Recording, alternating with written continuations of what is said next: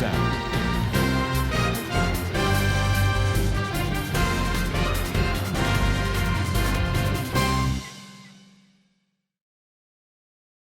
ఈరోజు రాష్ట్రంలో కాపు కార్పొరేషన్ చైర్మన్గా ఉన్నటువంటి రామాంజనేయులు గారు నిన్న జగన్మోహన్ రెడ్డి గారు మీరు చేసినటువంటి వ్యాఖ్యల్ని తీవ్రంగా ఖండిస్తూ ఉన్నాం.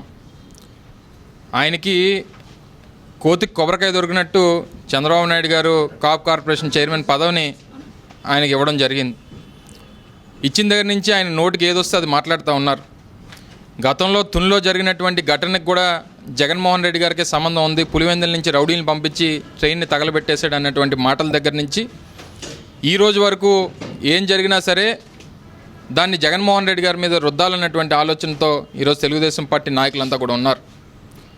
ఈరోజు వరకు స్వయాన మీ రాష్ట్ర ముఖ్యమంత్రి ఆ రోజు ఆ తుని ఘటన జరిగిన రోజు రాత్రి ఇది ఈ రాష్ట్ర ప్రతిపక్ష నాయకుడు జగన్మోహన్ రెడ్డి గారు చేశారన్నటువంటి మాట చెప్పిన తర్వాత మీరు సంవత్సర కాలంగా కోడిగుడ్ల మీద ఏకలు పీకుతా ఉన్నారా అని అడుగుతా ఉన్నాం.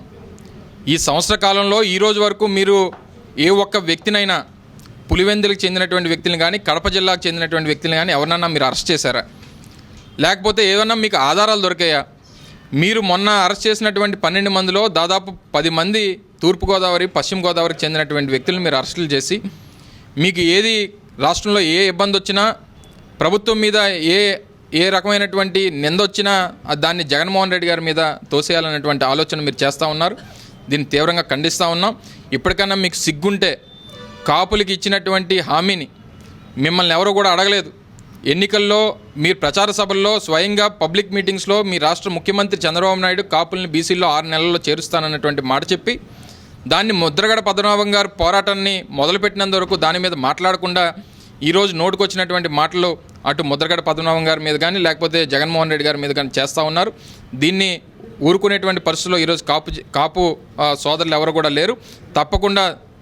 తప్పకుండా ఏదైతే ఈ కాపు చైర్మన్ మాట్లాడేటువంటి మాటలు కానీ లేకపోతే తెలుగుదేశం పార్టీకి చెందినటువంటి నాయకులు కాపుల గురించి మాట్లాడినటువంటి మాటలు కానీ జగన్మోహన్ రెడ్డి గారి గురించి మాట్లాడినటువంటి మాటలు కానీ ఊరుకునేటువంటి పరిస్థితులు ఉండదు.